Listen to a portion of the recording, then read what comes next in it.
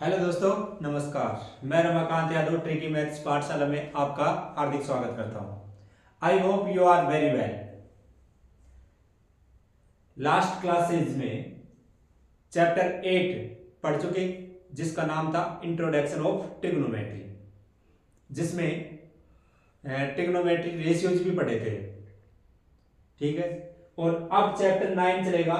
इस चैप्टर का नाम है सम एप्लीकेशंस ऑफ ट्रिग्नोमेट्री, मतलब त्रिकोणमिति का अनुप्रयोग।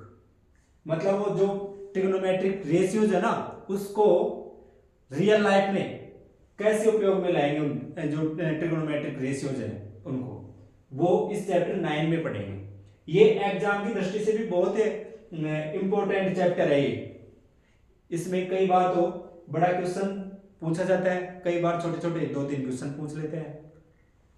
देखो अब इसको कैसे अपन रियल लाइफ में प्रयोग में लेते हैं। देखो जैसे टावर तो सब सुने हो, टावर का नाम तो सुने हो ना, सब सुने होंगे और सब देखे भी होंगे। अब यहां मैं आपके लिए टावर तो ले नहीं सकता, तो मैं एक टावर वैसे ही सपोज दैट, मैथ में तो लेट सपोज दैट यही चलता है, तो मान लेता हूं मैं। जैसे ये एक टावर है, ठीक है, और इसके कुछ दूरी पर ये क्या है, एक प्लेन एरिया है। क्या एक प्लेन एरिया है। ये प्लेन एरिया के वर्टिकल खड़ा हुआ है ये क्या, टावर। और यहां से मैं इस टावर के टॉप सिरे को देख रहा हूं, ये देख रहा हूं मैं, ठीक है। तो जहां से ये मैं देख रहा हूं, इसको क्या बोलेंगे, इसको बोलेंगे लाइन ऑफ साइट। क्या है ये, लाइन ऑफ साइट।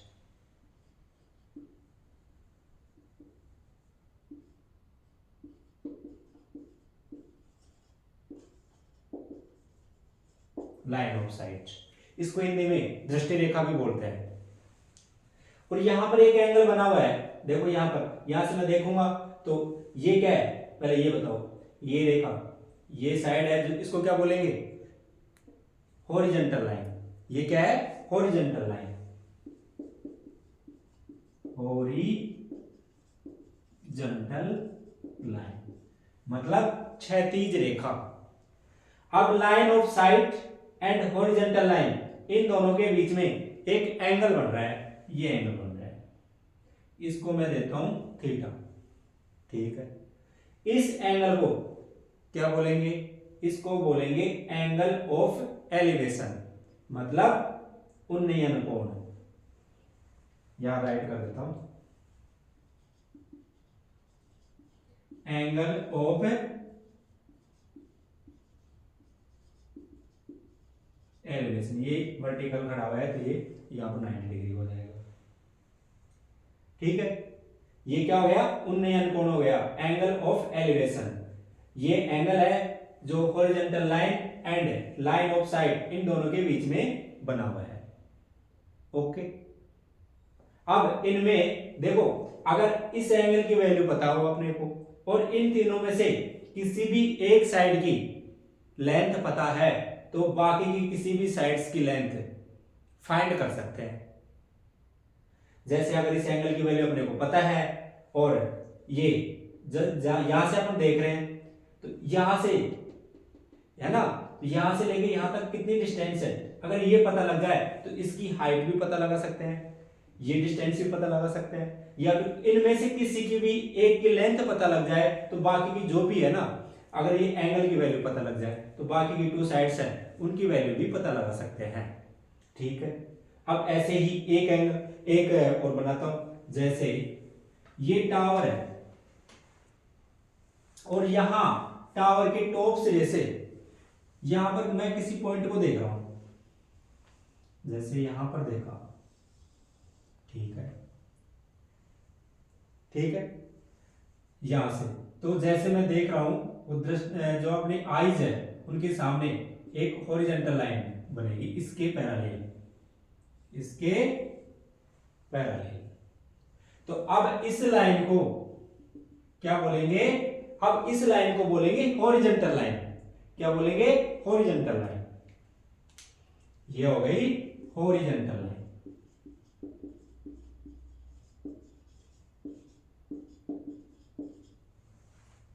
ठीक है। और ये क्या बन गया, ये लाइन है, ये बन गई line of site, line of site.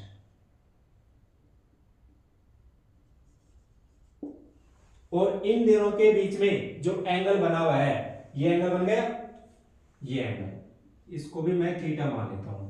तो इस एंगल को क्या बोलेंगे, एंगल ऑफ डिप्रेशन, मतलब अवनमन कोण।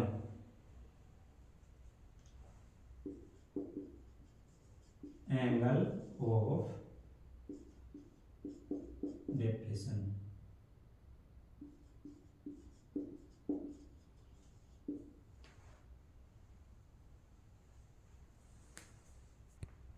एंगल ऑफ डिप्रेशन, सॉरी ये थोड़ा रॉन्ग हो गया, इसको मैं सही कर देता हूं। Angle of depression,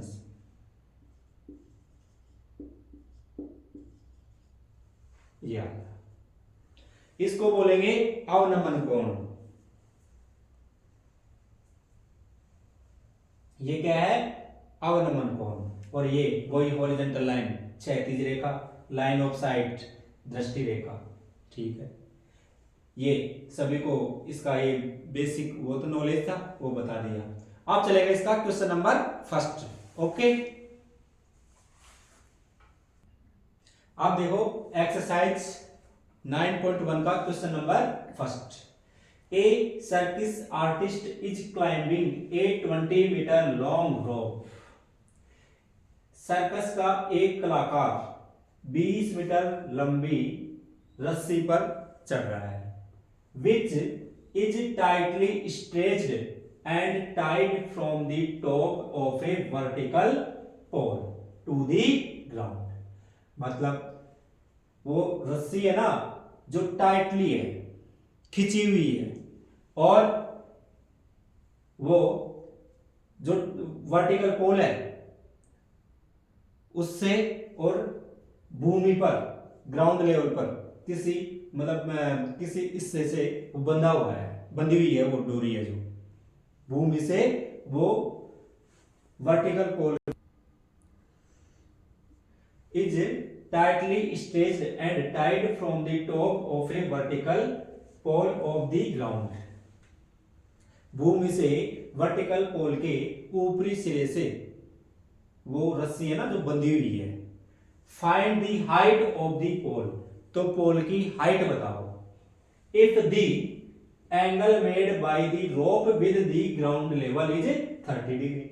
ground level से वो रस्सी है ना जो 30 डिग्री का एंगल बना रही है, जो फिगर भी दिया हुआ है। देखो अब ये तो हो गया ग्राउंड, ये पोल हो गया जो वर्टिकल खड़ा हुआ है, तो यहां पर कितने डिग्री का एंगल आएगा, 90 डिग्री का। और ये रोप है, रस्सी है, जो कितनी, इसकी लेंथ कितनी है, 20 मीटर। ये पोल है, उसका टॉप सिरा है, टॉप ऑफ वर्टिकल पोल, और ये है फुट ऑफ द पोल, नीचे का सिरा, और ये ग्राउंड है। और यहां से यहां पर 30 डिग्री का एंगल बना हुआ है। अब अपने को इसमें किसकी वैल्यू फाइंड करनी है, इसकी वैल्यू, ए बी की वैल्यू फाइंड करनी है, मतलब वर्टिकल पोल है ना, उसकी हाइट फाइंड करनी है। अब देखो चैप्टर 8 है, वो आपको अच्छे से आता होगा ना, तो इसमें कोई प्रॉब्लम नहीं आएगी, 1 मिनट में कर सकते हो आप। एक आपको देखो टेबल आनी चाहिए, जो मैं बताया था, टेबल की ट्रिक्स भी बताया था याद करने की। अगर वो टेबल याद है तो कोई प्रॉब्लम नहीं आएगी इसमें। और जो 6 ट्रिग्नोमेट्रिक रेशियोज है, उनके फॉर्मूले लिखवाया था, वो भी याद होने चाहिए आपके, तो इसमें कोई प्रॉब्लम नहीं आएगी। अब देखो, अब इसमें एक तो एंगल है दिया हुआ है, और एक जिसकी वैल्यू दी हुई है, और जिसकी वैल्यू फाइंड करनी है। अब वो एक फॉर्मूला लिखवाया था ना, एक ट्रिक्स लिखवाया था, कौन सी, पीले बेटा पीले, हरी हरी बोतल। फिर भी मैं यहां पर लिख देता हूं एक बार, पीले बेटा पीले, हरी हरी बोतल, सोना चांदी तोल, और कस्टमर से कॉस्ट ले। हो गया सारे। अब वो तो पता है ही आपको, मैं पहले पढ़ा चुका, बार बार मैं पढ़ाना भी, पिछले वीडियोज में देख लेना आप। अब देखो इसमें, अब ये क्या है, हाइपोटेनियस, क्या है ये हाइपोटेनियस, और ये क्या है परपेंडिकुलर।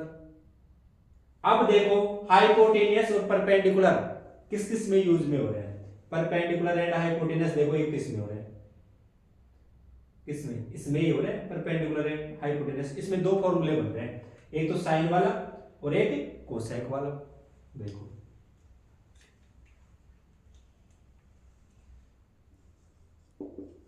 साइन थीटा और एक कोसेक थीटा, दो फॉर्मूले बन रहे हैं।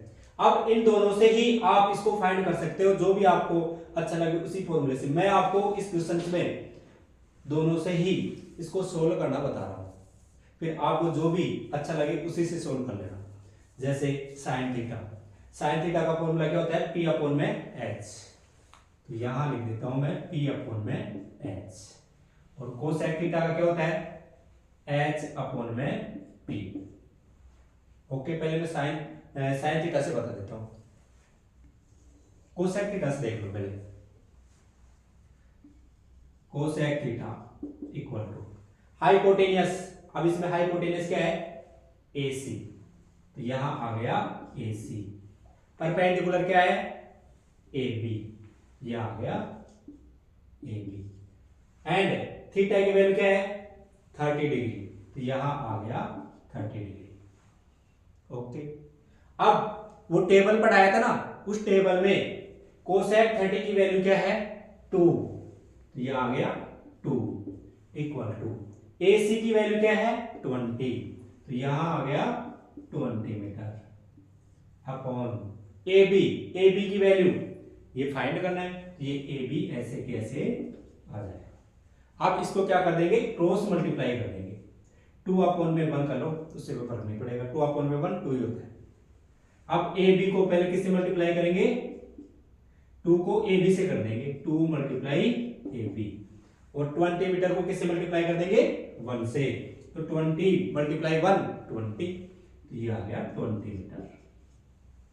अब 2 AB के मल्टीप्लाई में, तो इक्वल की साइड में जाएगा तो डिवाइड में, तो AB इक्वल टू 20 अपॉन में 2 मीटर, 2 1 जा 2, 2 10 जा 20, तो इक्वल टू आ गया 10 metre.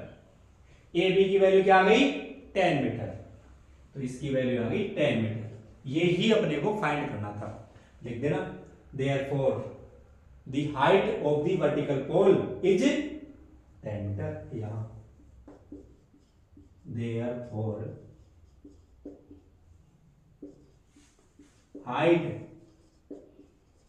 Of the pole is 10 metre. एक तो ये फॉर्मूला हो गया। अब सेम ऐसे ही इस फॉर्मूले से भी कर सकते हो, देखो कैसे करते हैं। साइन थीटा का फॉर्मूला होता है P अपॉन में H, परपेंडिकुलर अपॉन में हाइपोटेनस, देखो वहां लिख रहा, तो साइन थीटा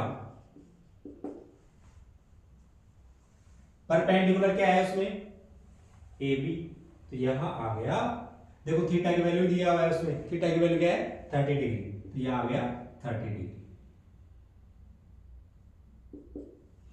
अब देखो परपेंडिकुलर क्या है उसमें AB, तो यहां आ गया AB, एंड हाइपोटेनस क्या है AC, तो यहां आ गया AC। अब tan 30 की वैल्यू क्या होती है 1 अपॉन में 2, तो यहां आ गया 1 अपॉन में 2।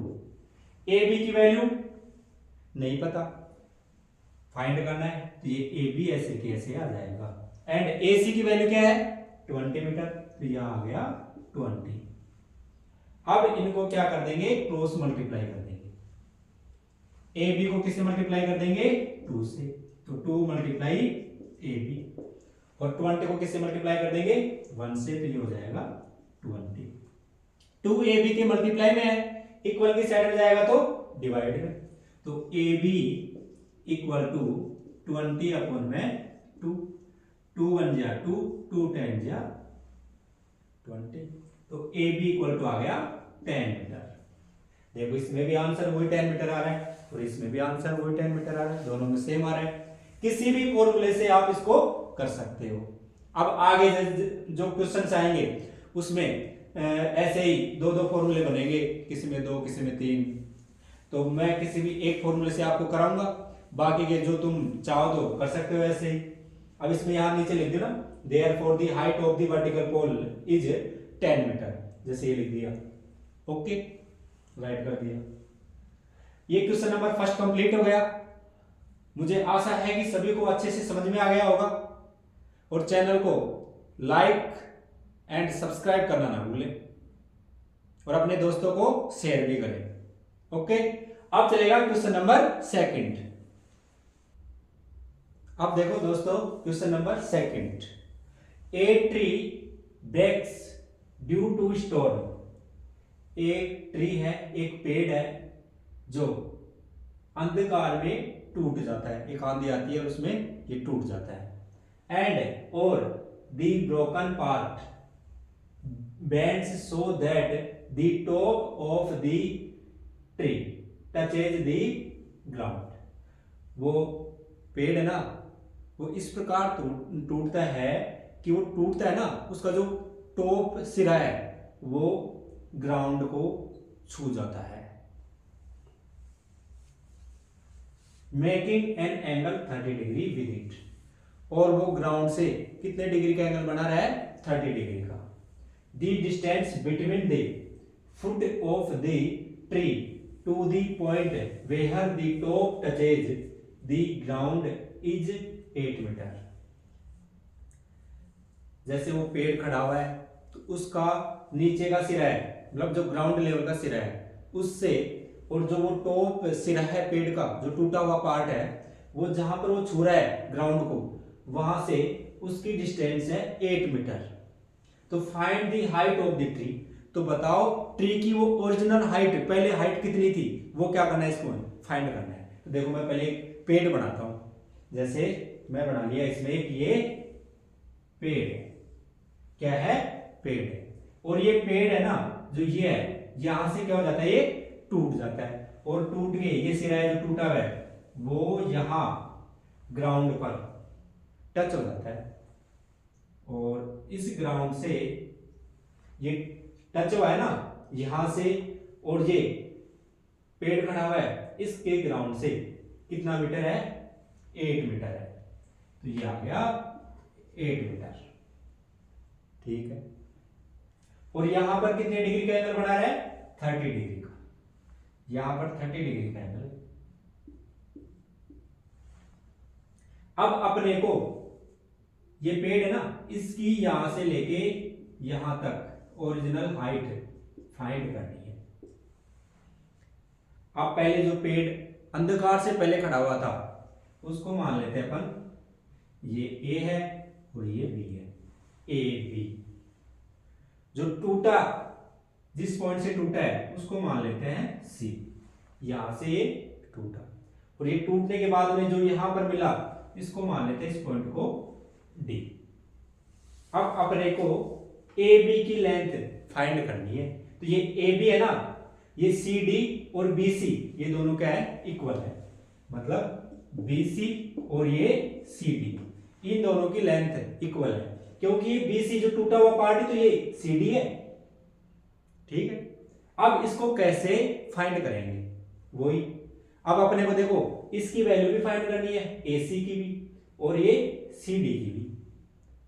तो ये ए सी की वैल्यू फाइंड कर लेंगे पहले, या फिर सी डी की वैल्यू पहले फाइंड कर लो, फिर बाद में ए सी की वैल्यू फाइंड करो।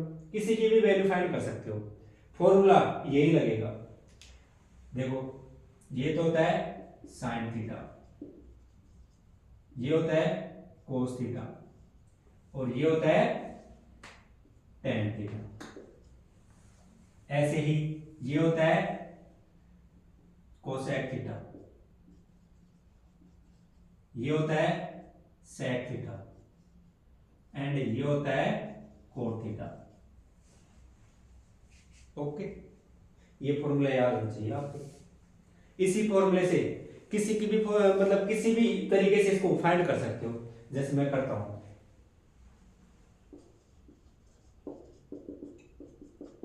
मैं पहले इसकी वैल्यू फाइंड कर लेता हूं। तो ये एंगल है, इसके अपोजिट साइड्स AC है, ये क्या हो गया परपेंडिकुलर, और ये क्या हो गया base.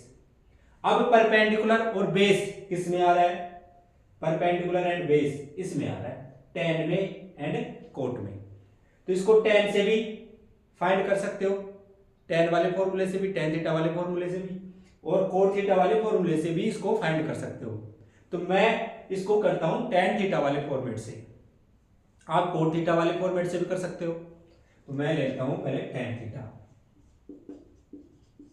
tan theta equal to perpendicular upon में बेस। अब इसमें देखो थीटा की वैल्यू क्या है 30 डिग्री, तो tan थीटा की जगह क्या आ जाएगा 30 इक्वल, अब परपेंडिकुलर क्या है 30 के अपोजिट साइड्स AC, यहां आ गया AC अपॉन में बेस, बेस ये रहा AD, तो यहां आ गया AD। ओके, tan 30 की वैल्यू क्या होती है 1 अपॉन में अंडर रूट 3, तो ये tan 30 की जगह आ जाएगा 1 अपॉन में अंडर रूट 3। ओके, अब AC की वैल्यू अपने को पता नहीं है, इसकी वैल्यू फाइंड करना है, तो ये AC ऐसे कैसे आ जाएगा, एंड AD की वैल्यू 8 मीटर है, तो यहां आ जाएगा 8 मीटर। अब क्या कर देंगे क्रॉस मल्टीप्लाई कर देंगे दोनों को, AC को अंडर रूट 3 से मल्टीप्लाई कर देंगे, AC मल्टीप्लाई अंडर रूट 3, और 8 मीटर को 1 से मल्टीप्लाई कर देंगे, तो यहां आ गया 8 मीटर। ये अंडर रूट 3 है जो AC के मल्टीप्लाई में है, तो इक्वल के साइड में जाएगा तो डिवाइड में, तो AC इक्वल टू 8 अपॉन में अंडर रूट 3 मीटर। इसका रेशनलाइज भी कर सकते हो या फिर बाद में देख लेना, इसको यहां तक कर दिया। अब AC की वैल्यू अपने को पता लग गई, अब अपने को BC या CD की वैल्यू चाहिए, तो CD की वैल्यू, अब इसको ये हाइपोटेनस है, बेस एंड हाइपोटेनस से भी कर सकते हो, इसकी वैल्यू पता लग गई अपने को, परपेंडिकुलर एंड हाइपोटेनस से भी पता लगा सकते हो, या फिर ये यहां पर 90 डिग्री का एंगल है ना, तो पाइथागोरस थ्योरम से भी इसको सोल्व कर सकते हो। 3 सॉल्यूशन हो गए इसके, किसी से भी कर सकते हो, base and hypotenuse, base and hypotenuse, perpendicular and hypotenuse, और पाइथागोरस थ्योरम, किसी से भी कर सकते हो। जैसे मैं इसको करवा देता हूं पाइथागोरस थ्योरम से,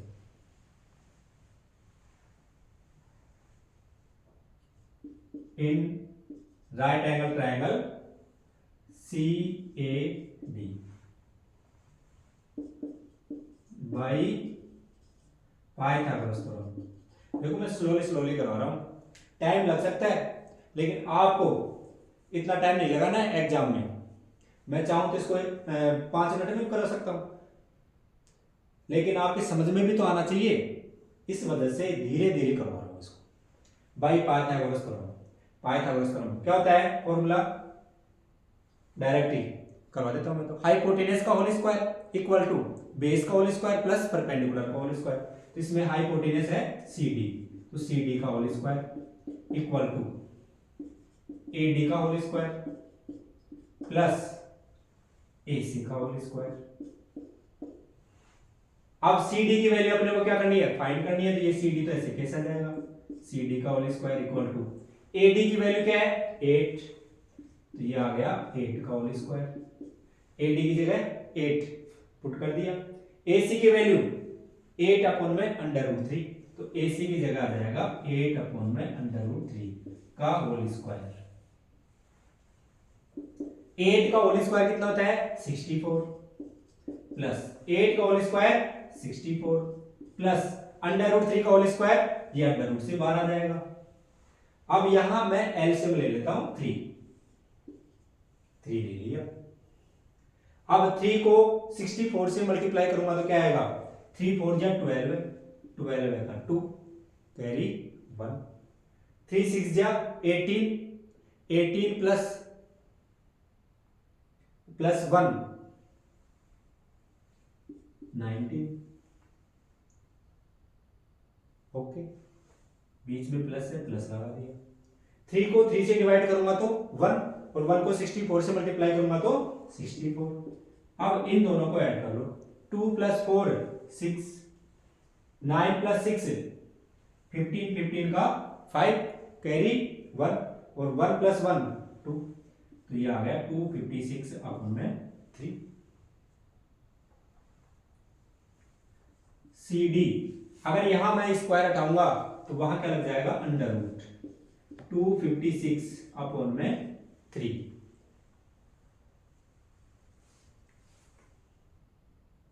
अब 256 को अंडर रूट से बाहर निकालेंगे तो 256 का स्क्वायर रूट क्या होता है, 16, तो यहां आ गया 16, और 3 का स्क्वायर रूट अंडर रूट 3।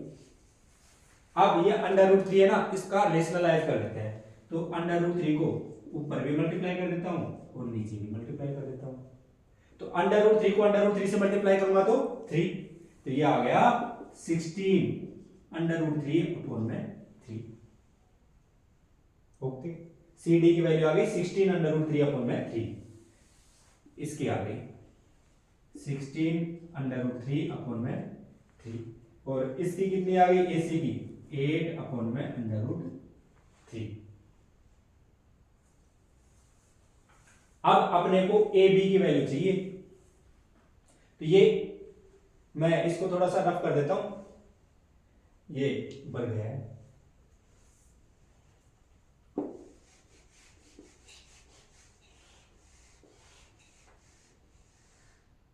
ले लिया ना,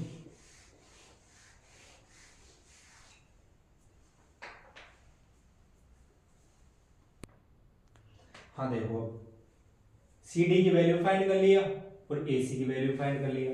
अब अपने को ए बी की वैल्यू चाहिए। ए बी इक्वल टू क्या है, ए सी प्लस बी सी, और मैं पहले बता दिया बी सी किसके इक्वल है, सी डी के, तो मैं बी सी की जगह सी डी भी पुट कर सकता हूं, तो ये आ गया ए सी प्लस सी डी। अब ए सी की वैल्यू क्या है, 8 अपॉन में under root 3, plus C D की वैल्यू क्या है, 16 अंडर रूट 3 अपॉन में 3। यहां मैं एलसीएम ले लेता हूं, एलसीएम क्या आ गया, 3 अंडर रूट 3। 3 अंडर रूट 3 को अंडर रूट 3 से डिवाइड करता हूं तो अंडर रूट 3 से अंडर रूट 3 कट गया, क्या बच गया 3, तो 3 को 8 से मल्टीप्लाई करूंगा तो 24, तो यहां आ गया 24, बीच में प्लस है, प्लस लगा दिया। अब 3 अंडर रूट 3 को 3 से डिवाइड करता हूं तो 3 से 3 कट गया, क्या बच गया अंडर रूट 3। अंडर रूट 3 को 16 अंडर रूट 3 से मल्टीप्लाई करूंगा तो एक अंडर रूट 3 तो ये रहा, और एक अंडर रूट 3 ये रहा। अंडर रूट 3 को अंडर रूट 3 से मल्टीप्लाई करूंगा तो 3 आ जाएगा, और 3 को 16 से मल्टीप्लाई करूंगा तो 48। अब 24 एंड 48 को ऐड करूंगा तो क्या आएगा, 72 अपॉन में 3 अंडर रूट 3। देखो 72 भी 3 से कट रहा है और 3 भी 3 से कट रहा है, तो 3 1 जा 3, 3 2 जा 6, 7 में से 6 गया तो 1, 1 के आगे क्या लगेगा 2, तो क्या बन गया 12, 12 को 3 से डिवाइड करूंगा तो 3 4 जा 12। ओके, तो ये आ गया 24 अपॉन में अंडर रूट 3। अब इस अंडर रूट 3 का रेशनलाइज कर देता हूं, तो ऊपर एंड नीचे दोनों तरफ अंडर रूट 3 से मल्टीप्लाई कर देता हूं, तो ये आ गया 24 अंडर रूट 3, और अंडर रूट 3 को अंडर रूट 3 से मल्टीप्लाई करूंगा तो 3, 3 1 जा 3, 3 8 जा 24, तो ये आ गया 8 अंडर रूट 3 मीटर। यहां तक भी कर सकते हो, और आगे करना चाहो तो इसको मैं यहां अब थोड़ा यहां पे रख कर देता हूं,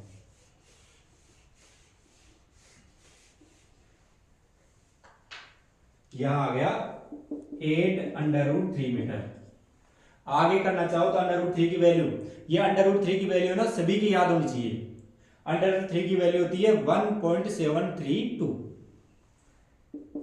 8 मल्टीप्लाई 1.732 मीटर। अब 8 को 1.732 मीटर से मल्टीप्लाई कर देता हूं, 8 2 जा 16, 16 का आ गया 6, ऐसे 8 3 जा 24 और वो 1 बच गया, उसको ऐड करेंगे तो 25, 25 का 5, कैरी 2, 8 7 जा 56 प्लस 2 58, 58 का 8, कैरी 5, 8 1 जा 8 प्लस 5 13, 3 डिजिट से पहले पॉइंट लगा देंगे। देखो 3 डिजिट से पहले यहाँ पॉइंट लग रहा है तो 3 डिजिट से पहले यहाँ पर पॉइंट लगा देंगे। यह 13.856 मीटर। अब वो ट्री था ना, उसकी ओरिजिनल हाइट कितनी आ गई? 13.856 मीटर। यही अपने को फाइंड करना था, तो लिख देना therefore the height of the tree is 8√3 या फिर 13.856 मीटर। ओके, दोनों ही यहाँ राइट कर दिया। ये क्वेश्चन नंबर सेकंड कंप्लीट हो गया। अब चलेगा क्वेश्चन नंबर थर्ड, जो चलेगा नेक्स्ट क्लास में, नेक्स्ट डे। ओके, मैं आशा करता हूं कि आपको अच्छे से ही समझ में आ गया होगा और आप रेगुलरिटी बनाए होंगे, मतलब रेगुलरिटी से पढ़ाई स्टडी कर रहे होंगे आप। चैनल को लाइक और सब्सक्राइब करना ना भूलें। Okay, thanks.